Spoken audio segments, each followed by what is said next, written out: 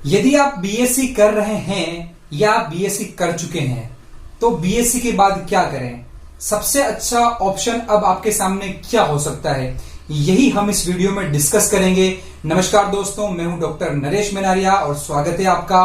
Video पूरा देख लीजिए, क्या पता आपको किस मोड पर कौन सी सही इंफॉर्मेशन मिल जाए जिससे आपकी लाइफ चेंज हो जाए। तो बढ़ते हैं हम वीडियो की ओर और जो लोग नए हैं वो सब्सक्राइब जरूर कर लीजिए। दोस्तों, यदि आप बीएससी कर रहे हैं या कर चुके हैं तो आप आगे क्या करें।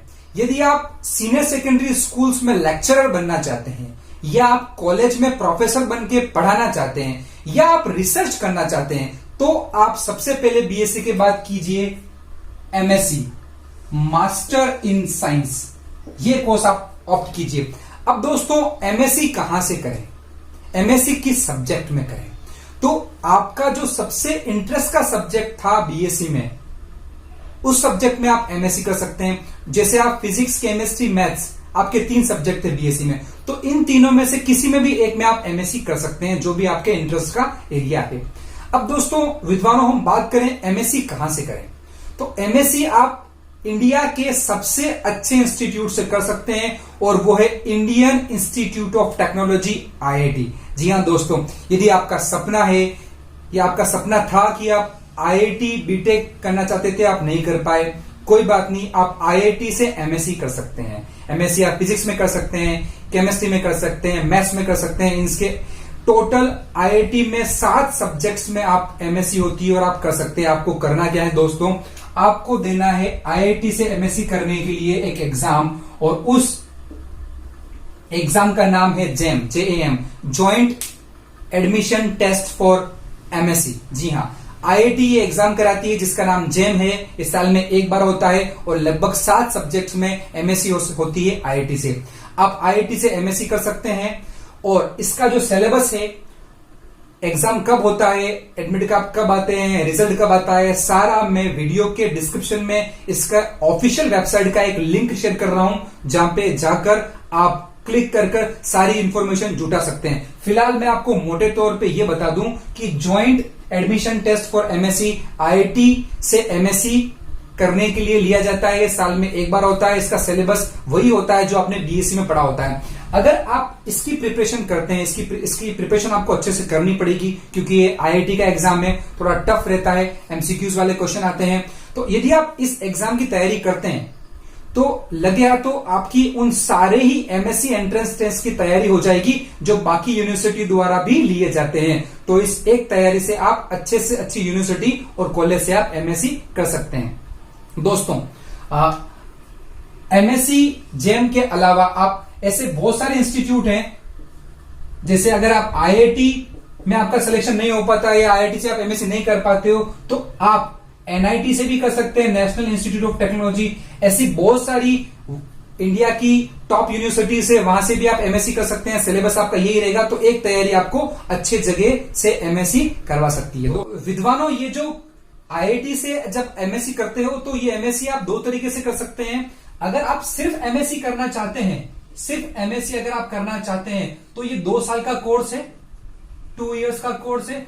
और आप एमएससी के साथ पीएचडी भी करना चाहते हैं तो आपको इंटीग्रेटेड कोर्स मिलेगा एक। तो आप आईआईटी से एमएससी प्लस पीएचडी दोनों कर सकते हैं या फिर सिर्फ एमएससी कर सकते हैं 2 साल की।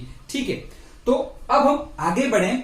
तो यहां सेकंड कोर्स की हम बात करें दोस्तों, यदि आप किसी भी गवर्नमेंट स्कूल या प्राइवेट स्कूल में टीचर बनना चाहते हैं, ठीक है, आपका शिक्षक बनने का सपना है, तो आप बीएससी के बाद कीजिए बीएड, जिसको हम बोलते हैं बैचलर इन एजुकेशन। ठीक है, तो अगर आपको बीएड करनी है और अगर आप राजस्थान से हैं तो आपको देना पड़ेगा एक एग्जाम।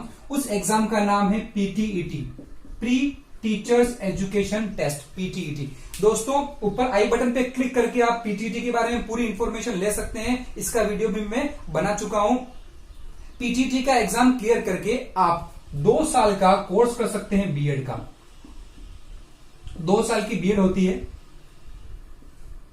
और बीएससी के 2 साल बाद आप बीएड करते हैं तो बीएड करने के बाद आप किसी भी निजी स्कूल में टीचर बन सकते हैं और आप साथ ही साथ राजस्थान गवर्नमेंट द्वारा निकाली जाने वाली वैकेंसी सेकंड ग्रेड और थर्ड ग्रेड का एग्जाम देने के लिए एलिजिबल हो जाएंगे। आप आरपीएससी का एग्जाम देकर गवर्नमेंट टीचर बन सकते हैं यदि आपने बीएड कर लिए। ठीक है, अब हम बढ़ते हैं दोस्तों। आप यदि ये चाहते हैं कि मैं एमएससी भी कर लूं और बीएड भी कर लूं तो भी आप कर सकते हैं। अब क्वेश्चन ये है कि पहले क्या करें, पहले हम एमएससी करें या पहले बीएड करें?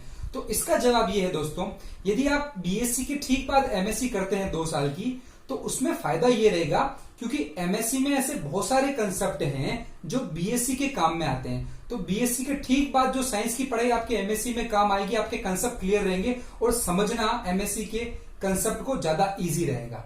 ठीक है, पर अगर आप ये चाहते हैं कि नहीं मैं एमएससी बाद में भी कर सकता हूं, पढ़ के कर लूंगा, कोई प्रॉब्लम नहीं, तो बीएससी के ठीक बाद बीएड करने का फायदा ये रहेगा कि मीनवाइल यदि गवर्नमेंट की कोई वैकेंसी आती है सेकंड ग्रेड या थर्ड ग्रेड की, तो आप बीएड करके एलिजिबल हो जाएंगे उस एग्जाम को देने के लिए।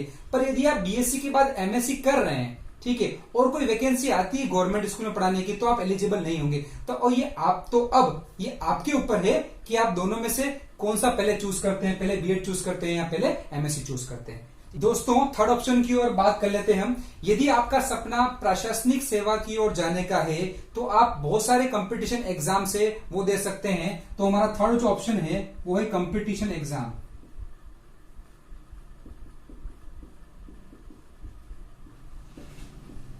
कंपटीशन एग्जाम, तो दोस्तों आप आईएएस का एग्जाम दे सकते हैं, आप आरएएस का एग्जाम दे सकते हैं, आप UPSC, RPSC, railways, bank PO, clerical, RSM, SSB, SSC, बहुत सारी संस्थाएं, बॉडी ऐसी है इंडिया में जो कंपटीशन एग्जाम्स कराती है। और यदि आप कोई भी कोर्स नहीं करना चाहते हैं बीएससी के बाद, तो आप घर बैठकर इन कंपटीशन एग्जाम्स की तैयारी कीजिए और गवर्नमेंट जॉब हासिल कर सकते हैं। ये भी एक अच्छा ऑप्शन है, डिपेंड करता है कि आपका इंटरेस्ट का एरिया किस ओर है।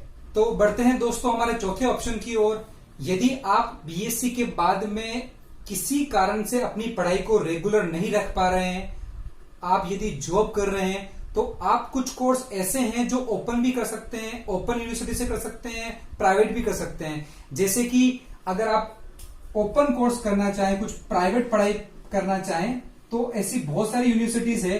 जैसे कि मैं बात करूं इग्नू की, Indira Gandhi national open university, जैसे कि वर्धमान यूनिवर्सिटी, ऐसी बहुत सारी यूनिवर्सिटीज हैं जहां पर रेगुलर जाने की जरूरत नहीं है, आपको सिर्फ एग्जाम देना है और ऑनलाइन फॉर्म भरना है।